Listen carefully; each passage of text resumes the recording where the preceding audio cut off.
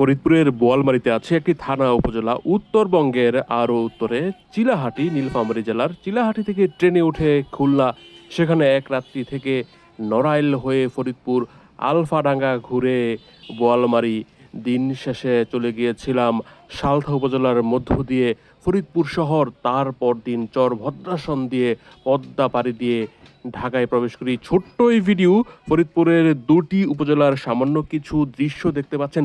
উত্তরবঙ্গে প্রচুর দেখা যায় এই জাতীয় ভ্যান, মধ্য বাংলার ফরিদপুরে দেখে বেশ অবাক হয়েছি। ভাটিয়াপাড়া থেকে আলফাডাঙ্গা হয়ে বোয়ালমারীতে আসি। বাংলাদেশের 64 জেলা ঘুরেছিলাম 2016 সালে, তবুও এই উপজেলায় এই প্রথম। এই যে দেখুন, একটি উপজেলা সদরে দাঁড়িয়ে আছি, প্রচুর ভ্যান।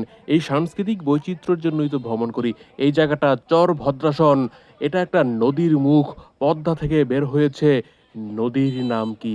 প্রথমে ভেবেছিলাম আড়িয়াল খাঁ, তারপরে ভুল ভাঙলো ভুবনেশ্বর নদ। ঢাকা থেকে একটি ভলান্টিয়ার টিম এসেছে এখানে কচুরিপানা পরিষ্কার করার জন্য। প্রচণ্ড রৌদ্র ছিল। কথায় কথায় একজনের পরিচয় জানলাম, ওনার বাড়িও গাজীপুর, কিন্তু বিস্তারিত আর জিজ্ঞাসা করা হয়নি রৌদ্রের কারণে। কয়েকজন অসুস্থ হয়ে যাচ্ছিল। এই যে দেখুন, ভুবনেশ্বর নদের উপর দাঁড়িয়ে আছি। পদ্মার গতিপথ পরিবর্তনের আগে চরভদ্রাসন অঞ্চলটি নিশ্চয়ই নদীর গর্ভেই ছিল, কারণ এই ভুবনেশ্বর ছিল গঙ্গার অন্যতম প্রধান শাখার একটি। আড়িয়াল খাঁ ভুবনেশ্বর মিলে একটি শাখা আর কি। এটা নরসিংদী আড়িয়াল খাঁ নয়, সবচেয়ে বড় ফরিদপুর, মাদারীপুর, বরিশাল অঞ্চলের আড়িয়াল খাঁ পাশে।